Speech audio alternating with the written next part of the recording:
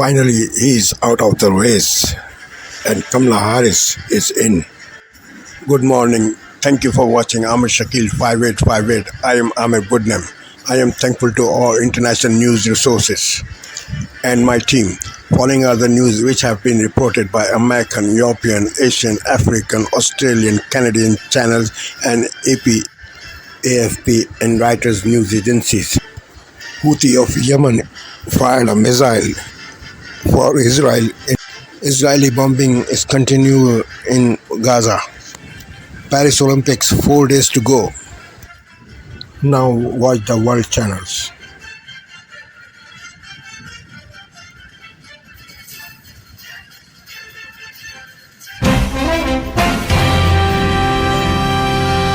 Tonight on PBS News Weekend, President Biden drops out of the presidential race amid growing concerns from those in his own party and beyond. And I'm just very hopeful that this torch is passed to a new generation to allow President Biden to be the president I know he is and can be.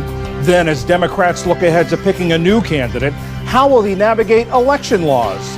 And Judy Woodruff reflects on this remarkable moment in American history. Thank you. Good evening, I'm John Yang. With support from Democrats eroding by the day, President Biden says he's dropping out of the presidential race and endorsing Vice President Kamala Harris to be his party's nominee. In a letter posted on his account on X, he wrote, "While it has been my intention to seek re-election, I believe it is in the best interest of my party and the country for me to stand down and to focus solely on fulfilling my duties as president for the remainder of my term." Vice President Harris issued a statement saying, "My intention is to earn and win this nomination."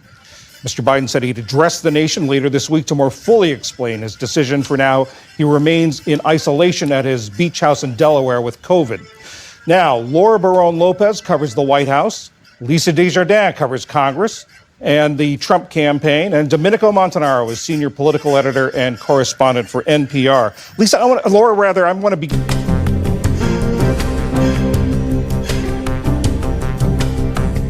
President Biden's decision to end his campaign for re-election is unprecedented in many ways, but the path from one president to another and from one nominee to another has not always been a straight line. To talk about how this moment fits into this country's historical context, I'm joined by our very own Judy Woodruff. Judy, we were just here a week ago. You and I were talking about an assassination attempt on a presidential candidate. You and I have seen a lot in presidential politics. For sure. I know I've seen a lot. And I've been there with you. And in Washington, can you ever remember a 7-day period like this? Well, and a 24-day period. I mean, when you think back on June the 27th, we were all gathered around our television set to watch the first debate of this presidential election. And remember, that was a debate the Biden team wanted. They wanted an early debate. They wanted to get out there and prove that President Biden was up to this campaign, that he was vigorous, and he was going to go the distance. What happened? We still are trying to figure it out, but it was not a good night for Joe Biden. And ever since then, the call for him to rethink whether he is a candidate has grown louder and louder. And here we are 3 weeks and 3 days later, and he's made this decision. But it has been a painful process to watch, John.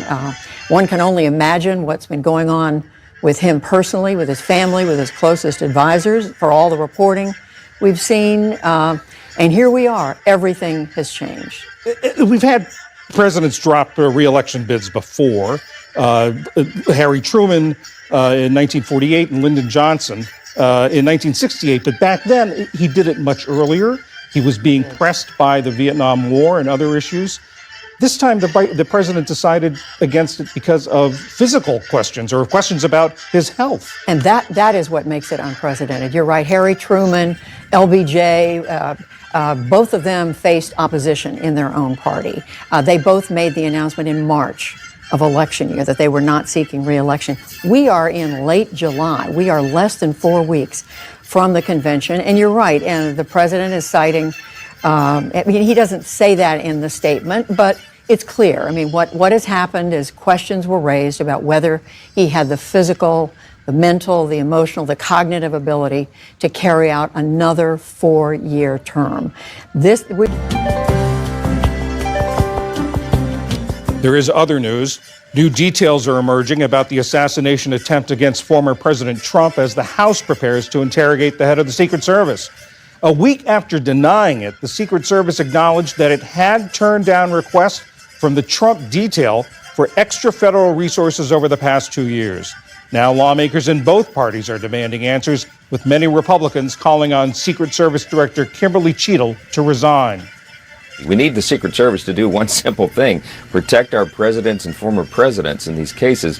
That's not happening. And the initial excuses that she has given for the lapses that happened last Saturday are just unbelievable. I mean, the Democrats are just as concerned as the Republicans are about this, because the agency is not a partisan agency. Speaker Johnson said he also has questions for Homeland Security Secretary Alejandro Mayorkas, whose department oversees the Secret Service. Tensions in the Middle East are escalating. The Israeli military said it intercepted a missile fired today by Houthi rebels in Yemen. The Houthis said they were trying to hit the Israeli resort city of Eilat on the Red Sea. In recent days, Israeli fighter jets hit the Yemeni port of Hodeidah in response to a drone attack that killed a man in Tel Aviv. Nearly 2 weeks after Hurricane Beryl made landfall in Texas, more than 1,000 people are still without power amid stifling heat.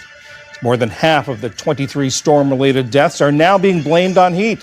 CenterPoint Energy, Houston's power provider, faces 2 class action lawsuits, including from restaurant owners who say they've lost income and paid for food that's now spoiled.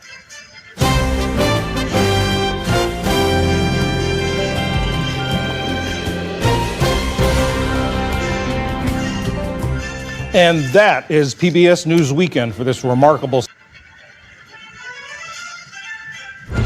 Tonight, a special edition of World News Tonight. The breaking news at this hour: President Biden announces he will not run for re-election. The historic decision upending the race for the White House. President Biden addressing his fellow Americans on social media, saying, "I believe it is in the best interest of my party and the country for me to stand down." 24 days after his debate with Donald Trump, the calls for President Biden to step aside had been growing louder. The emotional drama behind the scenes, the Biden family Zoom calls, and after his decision late today, the president immediately endorsing Vice President Kamala Harris. Tonight, Harris says it is her intention to earn and win this nomination. Will the party unite behind her? The key endorsements already coming in tonight. Donald Trump and his campaign already pivoting to target Vice President Harris. The Democratic National Convention just 29 days away. 107 days until the general election. A special edition of World News Tonight begins now.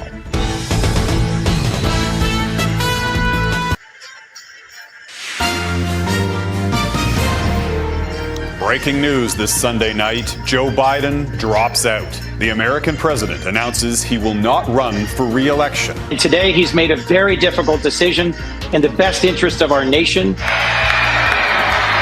The colossal consequences for the Democratic Party and the race for the White House. Suffocating smoke. It's scary because our home base is around the corner. High heat fueling western wildfires, spreading poor air quality across much of the country. Plus, the Lucky 7. You guys are real heroes. A crew of fishermen from Newfoundland and Labrador, feared lost at sea, celebrate an emotional homecoming. Global National. Reporting tonight, Jeff Semple. Good evening, and thank you for joining us. We begin tonight with the political. Former Democratic presidential candidate Tulsi Gabbard is here. Tulsi, I don't think Coons is faking it. He's been a Biden lover since the jump. Van Jones has been pushing Biden out harder than anybody. Those are crocodile tears. That guy's the best actor on CNN. You know, the fact that they're touting President Joe Biden making this decision as doing what's best for the country, it's just hypocrisy, given how many of them, as you mentioned, have been saying for days that he should step down as the Democratic nominee.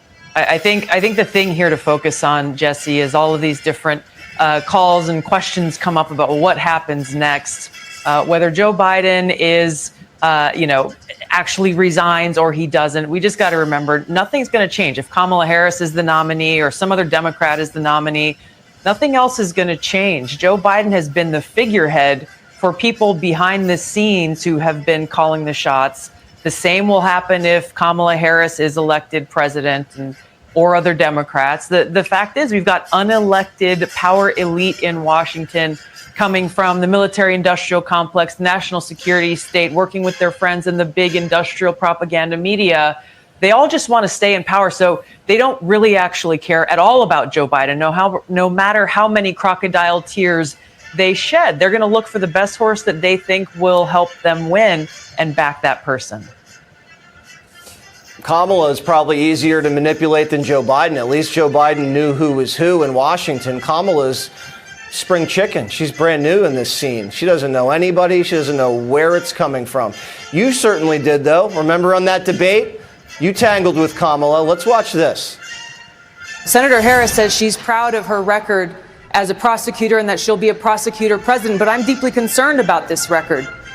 There are too many examples to cite, but she put over 1,500 people in jail for marijuana violations and then laughed about it when she was asked if she ever smoked marijuana. She blocked evidence. She blocked evidence that would have freed an innocent man from death row until the courts forced her to do so. She kept people in prison beyond their sentences to use them as cheap labor for the state of California. And she fought to keep cash bail system in place that impacts poor people in the worst kind of way. So Kamala's record's going to be front and center. Tonight, the president's historic announcement. President Biden no longer running for a second term. Now the fallout and what happens next. President Biden's decision, a political earthquake. The race for the White House now thrown into disarray. The president endorsing Vice President Kamala Harris, saying while he wanted to run again, he's doing what's best for the party and the country. The new focus on the vice president. Does she have the party's and voters' support? Harris saying her intention is to earn and win the nomination, but will other Democrats challenge her? The timeline fast approaching, what it means for the Democratic convention getting on the ballot in all 50 states, and what happens to all that money raised for Biden. Former President Trump weighing in, what he told our correspondent about the new state of the race. But are they ready to take on whoever Democrats choose? All of this 1 week after an assassination attempt on the campaign trail. The president's legacy, half a century in public life, Biden's impact on the country, his achievements while in office amid his struggles. And finally, history playing out in real time, a political shakeup the nation hasn't experienced in nearly 60 years. This is NBC. Tonight, Joe Biden waves the white flag.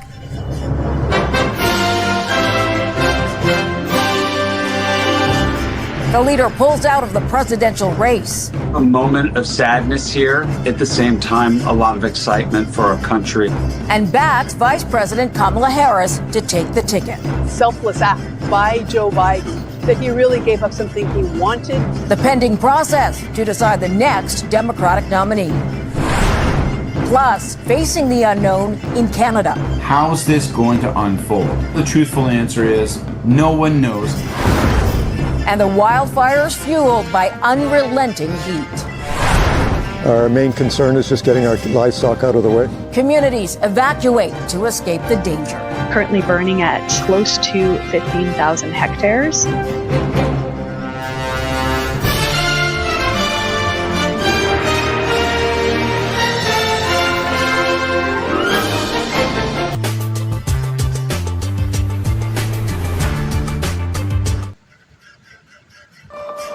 We're here in Paris, which this week will host the world, but tonight the world is focused on the stunning news that Joe Biden is ending his campaign for president.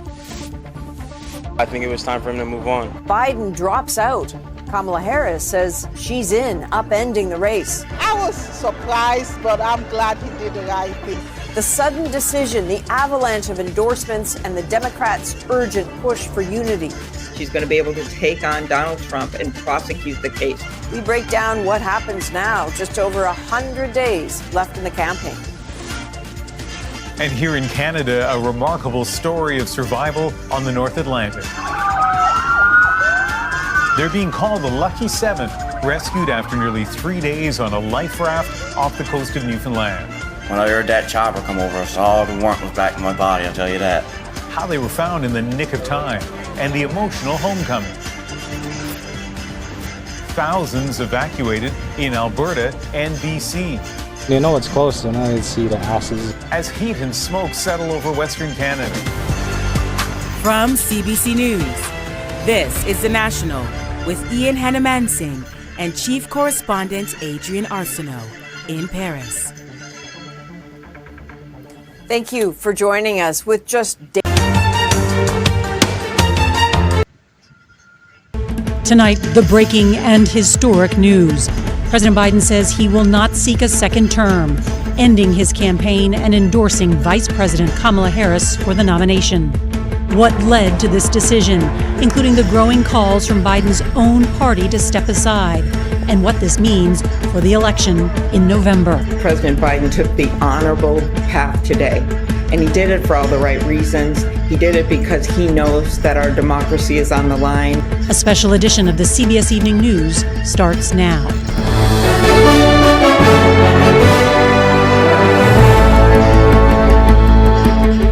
Good evening. Vienna correspondent for France 24.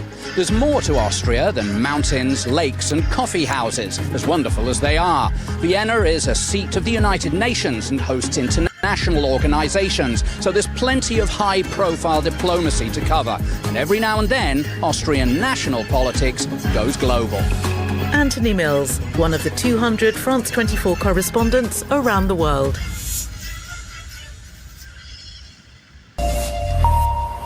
You're watching Daybreak here on France 24. I'm Haxie Myers-Belkin. These are today's top stories. Top brass Democrats and world leaders pay tribute to US President Joe Biden after his decision to drop out of the US presidential race, upending an already eventful campaign season. Biden bowing to pressure to withdraw in the face of mounting concerns over his physical and mental fitness for office. Democratic endorsements pour in for US Vice President Kamala Harris, including from Joe Biden, as the party strives to put on a united front 1 month before the Democratic National Convention. Former President Barack Obama, though notably not offering an explicit endorsement. I'll be crossing to our correspondent in Los Angeles, Eric Papp, shortly.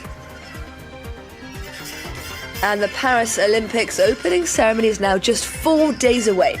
As athletes gear up and venues polish up the podiums, we'll be meeting some of the 30,000 volunteers making it all possible.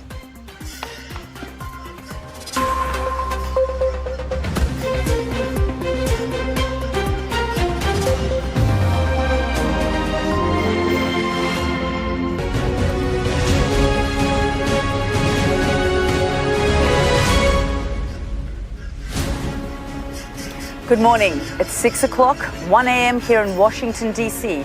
Our top story. Joe Biden is out of the race for the White House.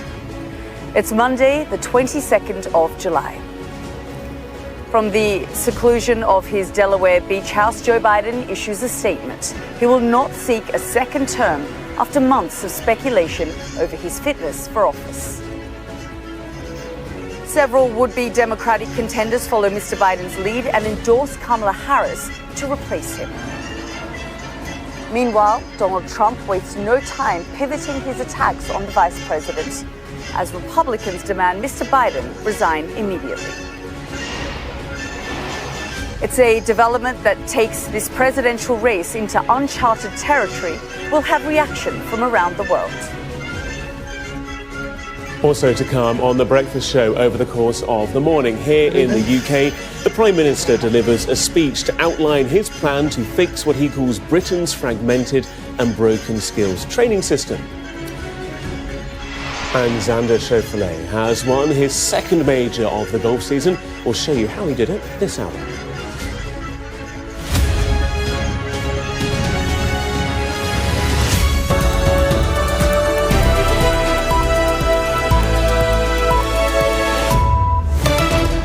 This is DW News live from Berlin. Joe Biden withdraws from the U.S. presidential race, leaving the Democratic campaign in uncharted waters. The sitting president made the announcement on the social media platform X that he would not be the Democratic candidate to run against Republican Donald Trump. Biden also endorses Vice President Kamala Harris. He urges his supporters to back her, making her the favorite to win the Democratic nomination at next month's party convention.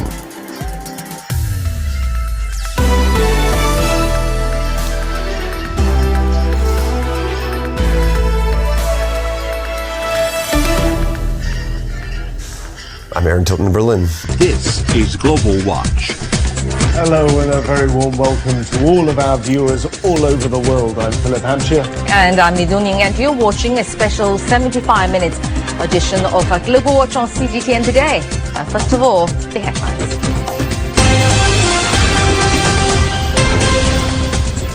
General Secretary Xi Jinping says economic structural reform will remain China's priority in deepening reform to advance modernization. Standing together. U.S. President Joe Biden drops out of the 2024 presidential race and endorses Vice President Kamala Harris as the Democratic nominee. Meanwhile, Israeli Prime Minister Benjamin Netanyahu will meet U.S. President Joe Biden and orders a delegation to negotiate a hostage deal with Hamas. And in our series of special reports on China's rising star cities, we take you to Wuxi, where AI is transforming its growth-propelling industries. The Central Committee of the Communist Party of China. Guy Montgomery's Guy Mon Spelling Bee starts August 14. US Vice President Kamala Harris bursts out of the blocks, vowing to earn her party's trust and nomination to face Donald Trump in November's election. Joe Biden's decision to bow out of the US presidential race will end a political career spanning more than 50 years come January.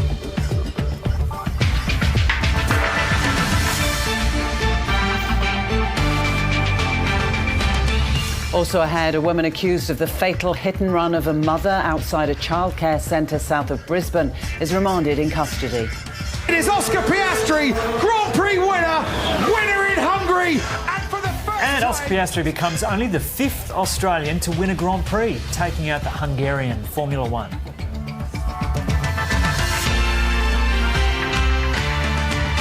Hello, welcome to ABC News. I'm Lorna Dunkley. And I'm Joe O'Brien. Kamala Harris has vowed to earn the Democratic Party's presidential...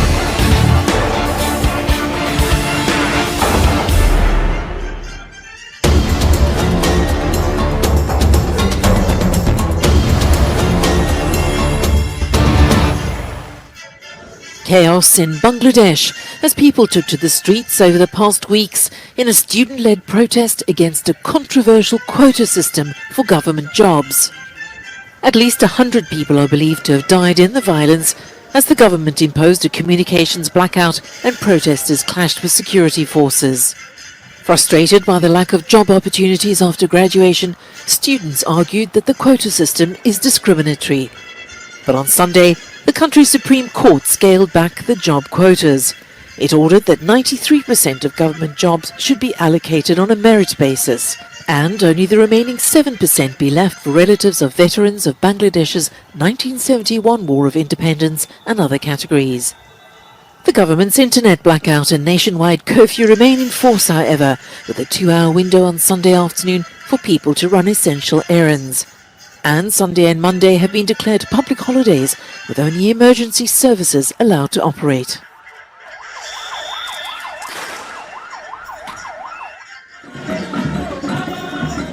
The Central African Republic government has accused Portuguese-Belgian national Martin Joseph Figueira of espionage on behalf of certain Western countries, including the United States.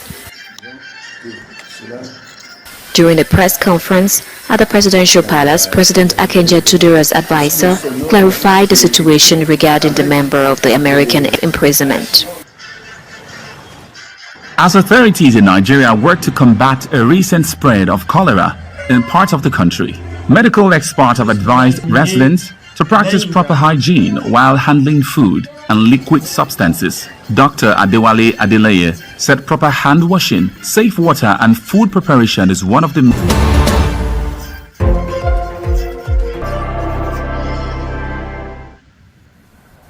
This is Asia Now. Good afternoon. It's 12 p.m. in Singapore and Hong Kong, 9:30 in New Delhi and 11 o'clock in Jakarta. I'm Ilakia Silveraji. Headlines this hour. Joe Biden caves after weeks of pressure, stepping away from the U.S. presidential race and endorsing U.S. Vice President Kamala Harris for the Democratic nomination.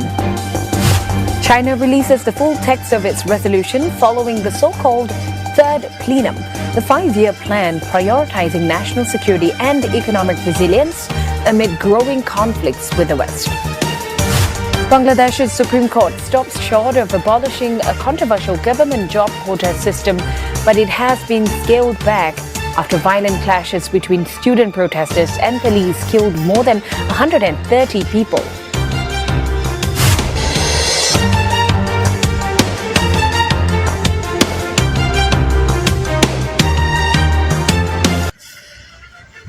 Thank you for watching and privilege of your time. This is Amir Shakil 5858. I am Amir Goodman. Have a good life.